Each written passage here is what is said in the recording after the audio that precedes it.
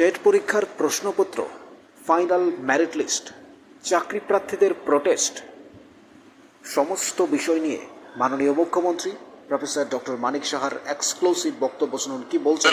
TET টুর যে পরীক্ষা সেটা তো আমি আধিকারিকদের জিজ্ঞেস করেছিলাম বিষয়টা কি।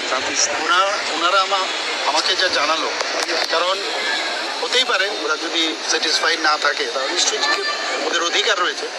তো আমি এই বিষয়টা জেনে যখন জিজ্ঞেস করলাম, ওনারা বললেন যে আমরা আমাদের যেভাবে কোশ্চেন নিয়ে কথা হচ্ছিল, আমরা আমাদের তরফ থেকে কোনো আমরা ইরেগুলারিটিস দেখিনি। এবং ওনারা বলেছেন যদি প্রয়োজন হয় তারা ইচ্ছে করলে আদালতেও যেতে পারে, এরকম আমাকে জানিয়েছে। কাজে এটা সম্ভব হচ্ছে, যেহেতু ওরা বলছে যে আমরা কনফিডেন্ট যে আমরা ঠিকভাবেই প্রশ্নপত্র করা হয়েছে, আমাদের তরফ থেকে কোনো ভুলভ্রান্তি নেই। আর এবার টেট রেজাল্টও আপনি দেখুন, টেট রেজাল্টও কিন্তু গতকালই বেরিয়েছে। টেট রেজাল্ট কিন্তু সেইভাবে কিন্তু সাফল্য পাওয়া যায়নি। এবং আমি বলেছি এর রিজন কি, অনেকগুলো তথ্য আমার কাছে এসছে। এই তথ্যগুলো আসার পরে আমি ভাবছি যে আগামী দিন এর জন্য কি কি করা যায়। এবং অপার কারণ এইগুলোর মধ্যে টিচার রিক্রুটমেন্ট হচ্ছে। আগামী দিনের যারা প্রজন্ম, যারা স্টুডেন্ট, তাদেরকে যদি গুণগত মানের শিক্ষা না দেওয়া হয় তাহলে তো মুশকিল। আমাদের কাছে এতগুলো পার্সেন্টেজ ভেরি মিনিমাম, যেটা আমি দেখলাম, এটা নিয়ে আমরা চিন্তা করছি। আগামী দিন নিশ্চয়ই আমরা লাস্ট 2-3 বছর ধরে দেখা যাচ্ছে টেটের প্রশ্নপত্র চ্যালেঞ্জ হচ্ছে, প্রশ্নপত্র নিয়ে চ্যালেঞ্জ করছে, ভুল হচ্ছে। সেই বিষয়টা নিয়ে কি কোথাও এখন আপনি সর্বভারতীয় স্তরেও যখনই কোনো এন্ট্রান্স এক্সাম হয় ইত্যাদি হয়, সব জায়গার মধ্যে যখন যে স্যাটিসফাইড না হয় সেগুলো নিয়ে কোশ্চেন আসে। এটা ত্রিপুরাতে না, কিন্তু অনেক জায়গায় হয়।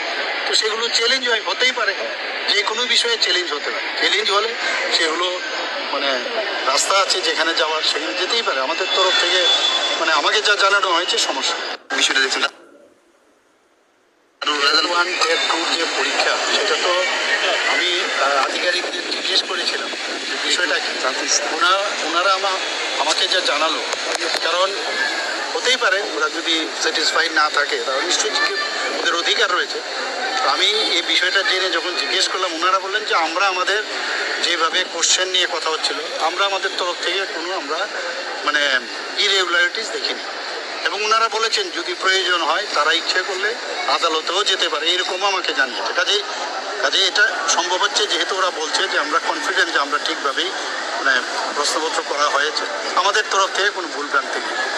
আর এবার টেট রেজাল্টও আপনি দেখুন, টেট রেজাল্টও কিন্তু গতকালই বেরিয়েছে। টেট রেজাল্ট কিন্তু সেইভাবে কিন্তু সাফল্য পাওয়া যায়নি।